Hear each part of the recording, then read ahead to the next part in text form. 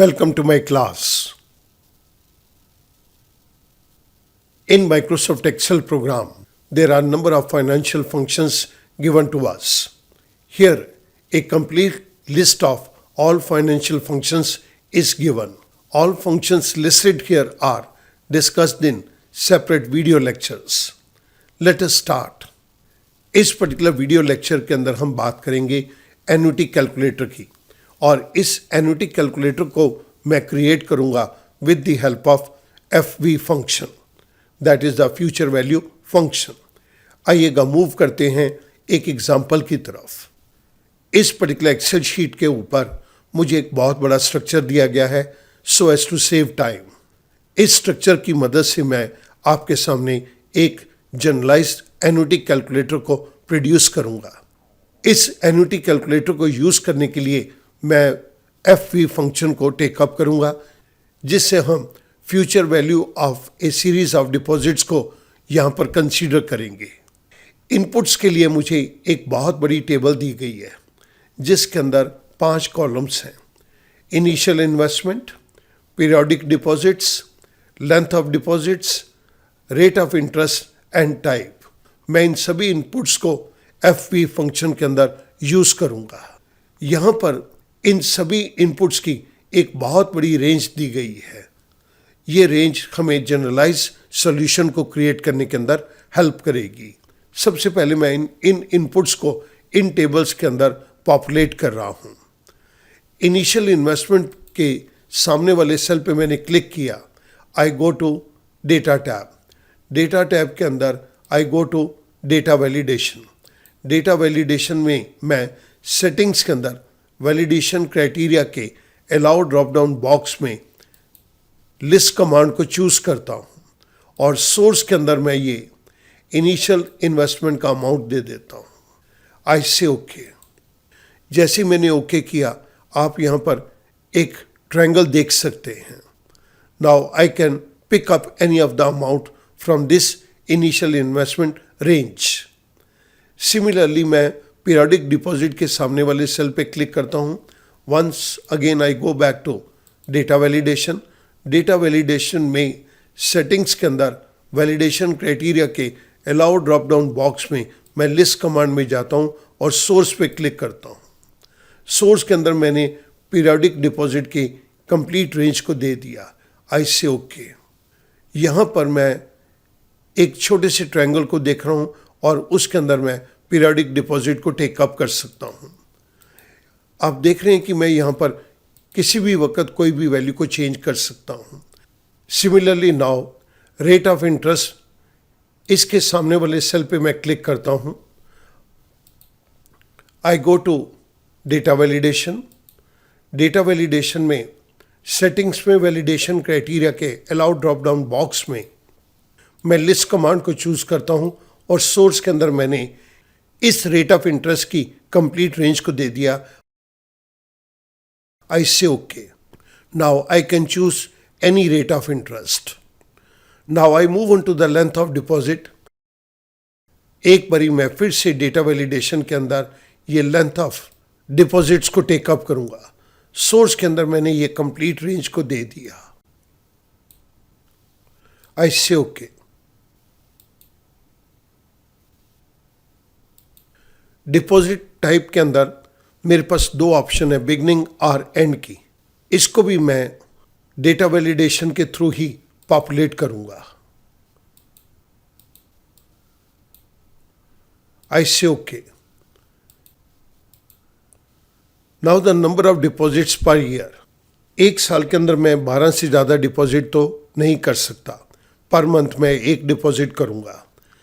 सो अब मेरे पास यहाँ पर जो बेसिक इनपुट्स है वो आ चुकी है. अब मुझे टोटल नंबर ऑफ डिपॉजिट्स को यहाँ पे कैलकुलेट करना है.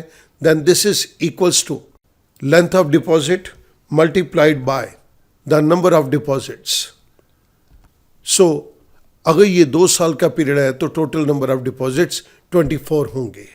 मैं अब अपने सॉल्यूशन वाले पार्ट के अंदर इस डेटा को टेकअप करूंगा. Initial investment, this is equals to जो भी इनिशियल इन्वेस्टमेंट का अमाउंट मुझे सेल नंबर B4 में दिया गया है वो मैं यहाँ पर ले रहा हूँ. additional deposit per month. This is equals to periodic deposit. Total amount invested. This is equals to periodic amount multiplied by number of deposits that is given to us in cell number B9 multiplied by the length of deposit that is given to us in cell number B7. I press enter. अगर periodic deposit का amount 1000 है, number of deposits मेरे पास 12 हैं और मैं यहाँ पर 2 साल के लिए पैसा जमा कराऊंगा तो ये अमाउंट 24,000 बन गया। हमने जिस फंक्शन को यहाँ पे यूज़ किया है ये मैं आपकी रेफरेंस के लिए नीचे दे रहा हूँ। पीरियडिक रेट ऑफ इंटरेस्ट के केस के अंदर this is equals to B6 divided by B9. This comes to 1%. The next is value of investment at the end of the term. This is equals to FV function. FV function के case के अंदर सबसे पहला argument है rate, तो मैंने rate के अंदर पीरियडिक रेट ऑफ इंटरेस्ट को यहाँ पर दे दिया। This is given to us in cell number F7, comma. The next is number of period. Number of period के केस के अंदर मैं यहाँ पर B9 multiplied by B7, comma, PMT. This is the installment amount. इस case के अंदर मेरे पास ये इंस्टॉलमेंट का जो अमाउंट है that is in terms of periodic deposit, जो अमाउंट हम पर मंथ जमा कराएंगे। ये क्योंकि ये आउटफ्लो है तो मैं यहाँ पर माइनस का सिंबल दे रहा हूँ, -B5, comma. The next is present value. Present value is जो भी अमाउंट हमने इनिशियल डिपॉजिट का दिया हुआ है ये भी एक आउटफ्लो है तो मैं यहाँ पर भी माइनस दे रहा हूँ। द लास्ट वन इज क्या ये पेमेंट हम महीने की स्टार्ट में करेंगे या एंड में करेंगे। इसके लिए मैं बिगिनिंग ऑफ द पीरियड को चूज कर रहा हूँ, सो मैंने B8 के ऊपर क्लिक कर दिया। आई क्लोज पेरेंथेसिस, आई प्रेस एंटर। मेरे पास यहाँ पर एक अमाउंट 27,243 रुपीज़ 20 पैसा आ गया। जिस पर्टिकुलर फंक्शन को हमने यूज़ किया वो मैं आपकी रेफरेंस के लिए यहाँ पर दे रहा हूँ। लास्ट के अंदर हमने ये चेक करना है हमने कितना इंटरेस्ट अर्न किया है।